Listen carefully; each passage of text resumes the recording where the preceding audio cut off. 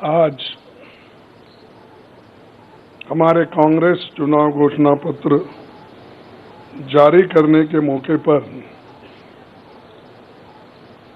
Congress party के भूतपूर्व अध्यक्ष और हमारे चाहते नेता श्रीमती सोनिया गांधी जी और भूतपूर्व अध्यक्ष श्री राहुल गांधी जी और यहाँ पर पधारे हुए हमारे कांग्रेस पार्टी के सभी नेतागण और खासकर इस जो घोषणा पत्र को तैयार किए श्री पीसी चिदम्बरम जी, केसी वेणुगोपाल जी और सारे वर्किंग कमेटी के मेंबर्स, मीडिया के मेरे दोस्तों, आज मुझे ये भी याद करना है कि बाबू जगजीवन राम का जन्मदिन भी है और जो बाबू जगजीवन राम हमारे पार्टी में बहुत साल तक 1947 से लेकर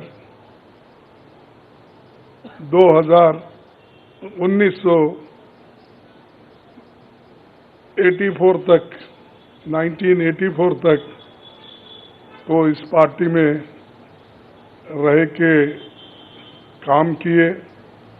फिर जो कुछ उनका कंट्रीब्यूशन था से बड़ा कंट्रीब्यूशन मिनिस्ट्री में उन्होंने किया। ऐसे दिन आज हम ये घोषणा पत्र गरीबों के लिए हम अर्पित कर रहे हैं। आज भारतीय राष्ट्रीय कांग्रेस के 2024 के लोकसभा चुनाव का घोषणा पत्र जारी किया जा रहा है। इस मौके पर मैं आप सभी का स्वागत करते हुए 22 दिसंबर 2023 को जो चिदम्बरम जी की अध्यक्षता में 16 सदस्यीय कांग्रेस मैनिफेस्टो कमेटी बनी थी और 19 मार्च को CWC ने इसे मंजूरी दी थी। व्यापक जनभागीदारी और संपर्क के बाद हमारा घोषणा पत्र बना है। इसके लिए वेबसाइट आवाज भारत की बनी, जिस पर भी काफी सुझाव मिले। हमारा ये घोषणा पत्र देश के राजनीतिक इतिहास में न्याय के दस्तावेज के रूप में याद किया जाएगा। राहुल जी के नेतृत्व में चली भारत जोड़ो न्याय यात्रा में 5 पिलर्स पर ध्यान केंद्रित किया गया था। यात्रा के दौरान युवा न्याय, किसान न्याय, नारी न्याय, श्रमिक न्याय और हिस्सेदारी न्याय की घोषणा की गई थी। जहां कहीं भी हम गए इन न्याय की बात हमने करी थी और इसकी गारंटी भी हमने दी है। इन 5 पिलर्स में से 25 गारंटी निकलते हैं। हर 25 गारंटी ने किसी न किसी को लाभ मिलने का इसके अंतर्गत यहाँ पर हमारे मैनिफेस्टो में भी है और इसके लिए जो हम पहले से ही करते हुए आए हैं वो भी हमने इसका उल्लेख किया है।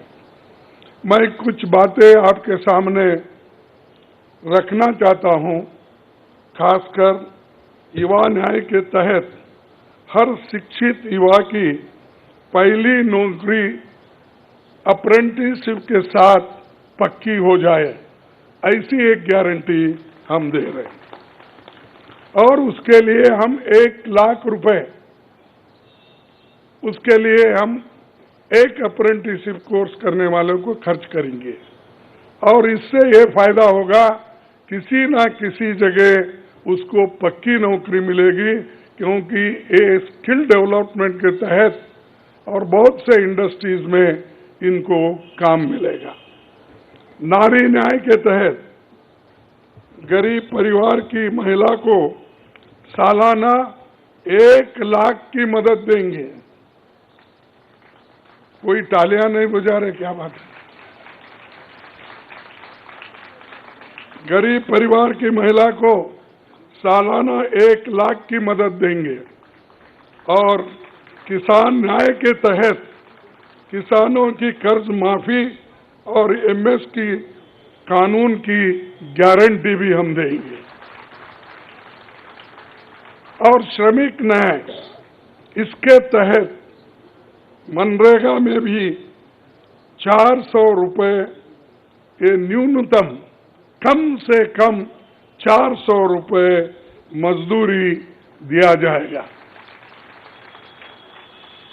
हिस्सेदारी न्याय में सामाजिक आर्थिक समानता के लिए हर व्यक्ति और हर वर्ग की गिनती या जातीय जनगणना होगी, जिससे सबको फायदा होगा, या किसी के फॉर में किसी के अगेंस्ट में ये नहीं है कि हालात को समझने के लिए ये जातीय जनगणना करेंगे, जैसा कि SC/ST की जातीय जनगणना होती है, और वैसा ही जो पिछड़े लोग हैं और भी ये अपर कास्ट में भी गरीब लोग हैं, सबकी हालत क्या है यह जानने के लिए हम जातीय जनगणना कराएंगे और इसका फायदा हर वर्ग को मिलेगा।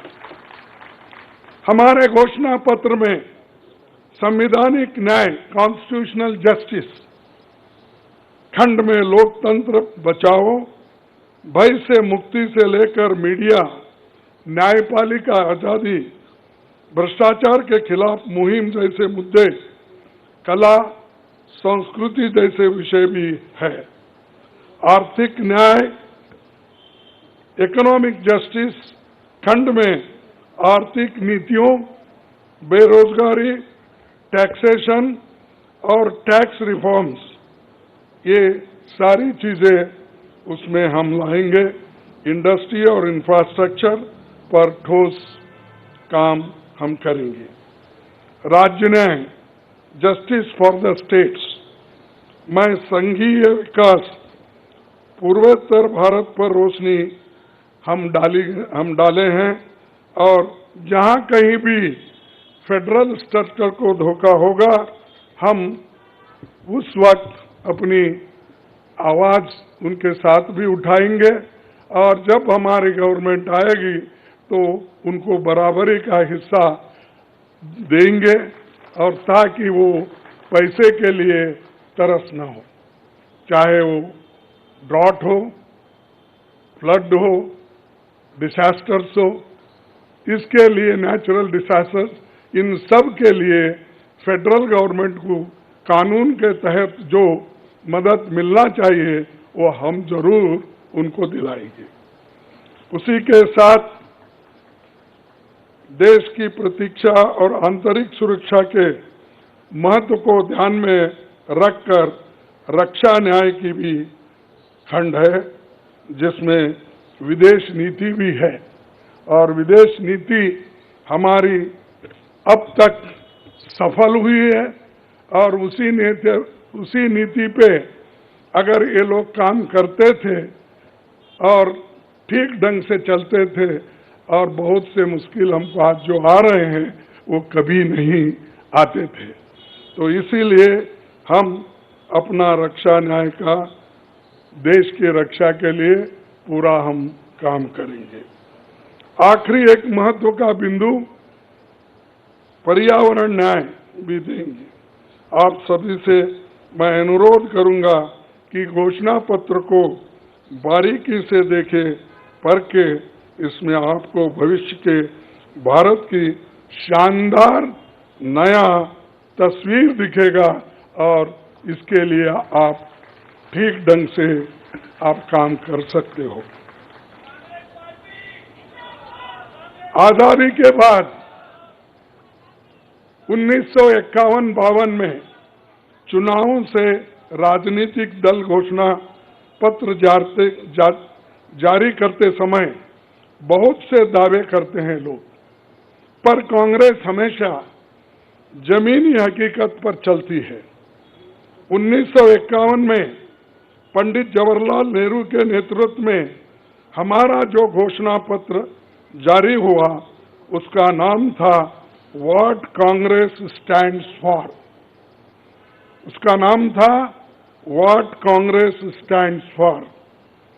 पहले घोषणा पत्र को लेकर ये टिप्पणी की गई थी, no exaggerated claims were made, no ambitious plans to entice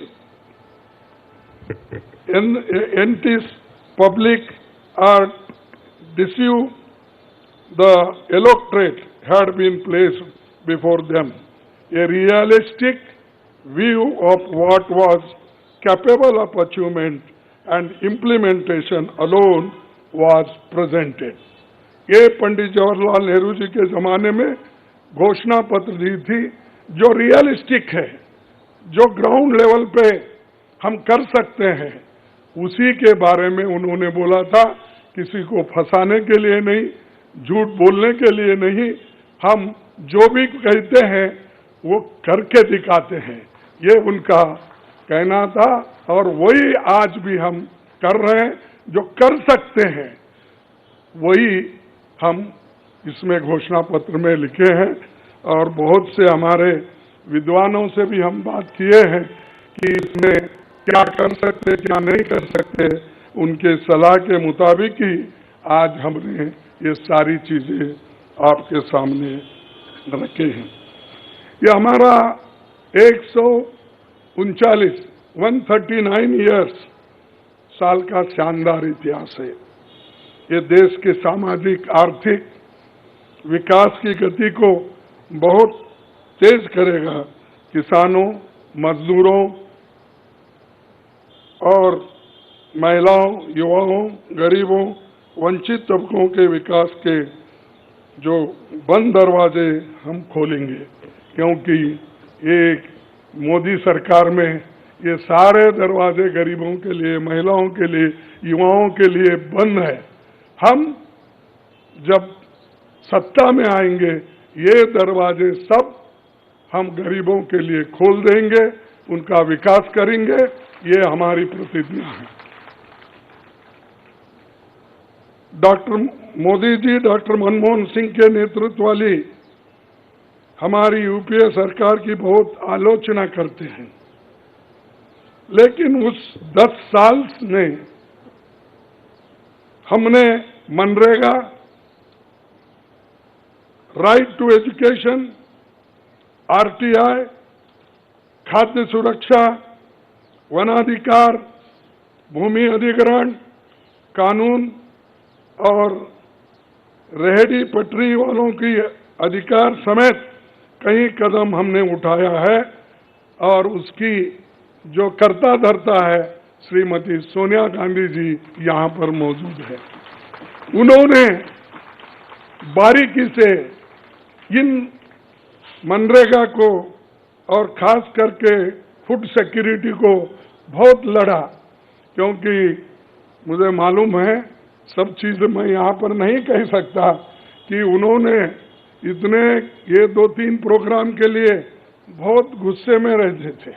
जब तक वो इम्प्लीमेंट नहीं होता तब तक वो खामोश नहीं बैठे और कैबिनेट के लोगों को बोलते रहे थे कि ये क्या हुआ। जब हुआ तब वो भी खुशी मना लिए और हम भी लोग बोले कि भाई ठीक हो गया। और जब बाहर इसका गया कि जो ये मनरेगा का, फूड सिक्योरिटी का और कंपलसरी एजुकेशन का ये जो संदेश बाहर गया, तब लोग सभी खुश होने लगे, सभी बोलने लगे ये बहुत अच्छा यूपीए गवर्नमेंट ने किया, सोनिया गांधी जी ने किया। ये बात बाहर आ गई। इसीलिए ये हमारा जो पहले से गरीबों के लिए वायदे थे वो हम पूरे करेंगे। मोदी जी 10 सालों में इसके मुकाबले का एक काम भी नहीं कर सके। आप बताइए कौन सी ऐसी बड़ी फैक्ट्री जो एम्प्लॉयमेंट क्रिएट कर सकती है, जो नेहरू जी के जमाने में बने वैसे कोई एक बड़े बड़े काम उन्होंने किया है। जिस देश में एक सुई नहीं बनती थी उस देश में पंडित जवाहरलाल नेहरू, इंदिरा गांधी जी ने रॉकेट बनाकर उड़ाकर दिखाया और बहुत से जो साइंटिफिक योजनाएं थी हमने बनाए। अब मोदी जी के जमाने में तो गालियां देने का छोड़ के दूसरा तो मैं नहीं सुना, और उसके अगर कोई छुपे हुए काम है तो मेरे को बताओ ताकि मैं भी उसकी प्रशंसा करूंगा। लेकिन आज हम गारंटी जो भी दे रहे हैं हम चंद स्टेट में करके दिखाए हैं। हिमाचल में करके दिखाए, कर्नाटक में करके दिखाए, तेलंगाना में करके दिखाए, जहां कहीं भी हमारी सरकार है, और राजस्थान में भी हमने कई नई चीजें की वहां भी करके दिखाए। तो ये हम जो कहते हैं, मैं पहले ही कहा, वो हम करते हैं और हम डरते नहीं करने के लिए। हमारा कितना भी नुकसान हो लेकिन गरीबों के लिए हम करते रहते हैं। ये हमारा पहले से कार्यक्रम है। और मैं चंद बातें इस मौके पर, थोड़ी देर हो गई तो क्षमा चाहता हूं, मैं चंद बातें आपके सामने रखना जरूरी समझता हूं। और आज क्या हो रहा है, विपक्षी नेताओं को जेल में बंद किया जा रहा है। चुनाव में सबको समान अवसर नहीं है और कई मुकदमे एक के ऊपर एक, छोटी छोटी, और हमारे पार्टी के ऊपर इतना बड़ा जुल्म